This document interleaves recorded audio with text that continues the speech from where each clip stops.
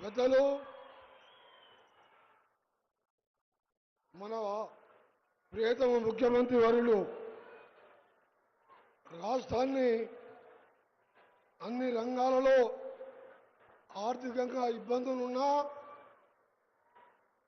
ఒక్కొక్కటి అధిగమిస్తూ అభివృద్ధి పదంలో నడిపిస్తూ మొదటిసారి దేవరకొండకు చేసిన మన ప్రియతమ ముఖ్యమంత్రి గారికి మీరందరూ కూడా గట్టిగా సపోర్ట్లతోని స్వాగతం పలికితేనే మన సమస్యలు పరిష్కారం అవుతాయి. సీఎం గారు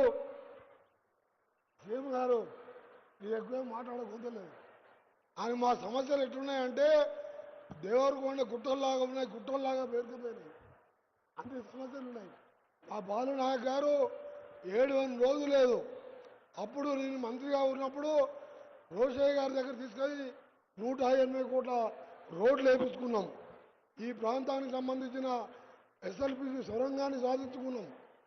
దాన్ని కుర్చేసుకొని కూర్చుంటాయినా దాన్ని ఆపరేషన్ 10 కిలోమీటర్లు చేయలేక మీరు వెంటబడి దాన్ని స్టార్ట్ చేయాలంటే ఎవరో దుర్మార్గులు కనుబడి అక్కడ యాక్సిడెంట్ అయ్యి 8 మంది చనిపోవడం. ఉత్తమ్ కుమార్ రెడ్డి గారు కూడా బాగా ఇంట్రెస్ట్ తీసుకున్న అది ఆ ప్రాజెక్టు లేకపోతే ఈ ప్రాంతంలో ఎడారిగా ఉంటుంది. మీ అందరి తరఫున ముఖ్యమంత్రి గారికి లిఖితపూర్వకంగా మీ ఎమ్మెల్యే గారు ఇచ్చినారు. మా అక్క చెల్లెలందరూ కూడా మీరు ఒక్కటే కోరుకోండి, మన ముఖ్యమంత్రి గారు ఈ 3 ఏళ్ళే కాదు ఇంకా 5 ఏళ్ళు కూడా మన ప్రభుత్వం ఉంటుంది. రేవంత్ రెడ్డి గారే మళ్ళా ముఖ్యమంత్రి అవుతాడు. మీరెవ్వరు కూడా బాధపడవద్దు.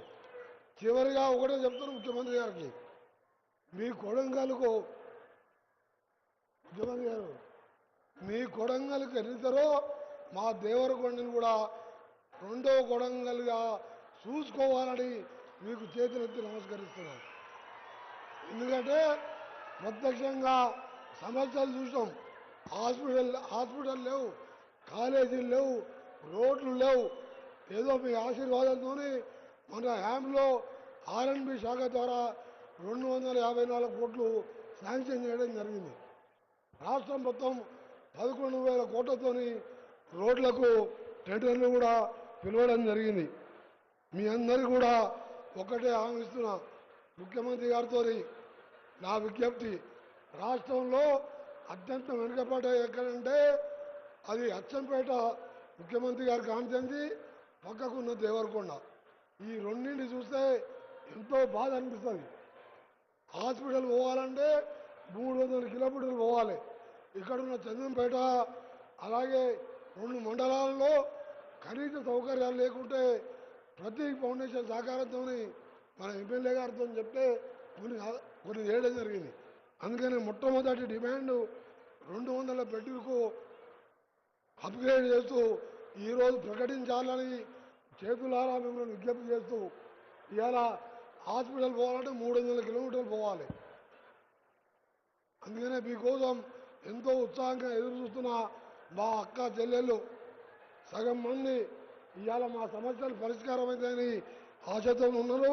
గౌరవ ముఖ్యమంత్రి గారికి, వేదిక మీద ఉన్న కౌన్సిల్ చైర్మన్ గారు, మా తోటి ఎమ్మెల్యేలకు అందరికంటే మా ప్రాణ సమానులైన దేవరకొండ అక్క చెల్లెళ్లకు తమ్ముళ్లకు చేతులెత్తి నమస్కరిస్తూ సెలవు తీసుకుంటున్నాను. జై Hind. Thank you sir. Honourable minister పెద్దలు ఉత్తమ్ కుమార్ రెడ్డి గారి సందేశం.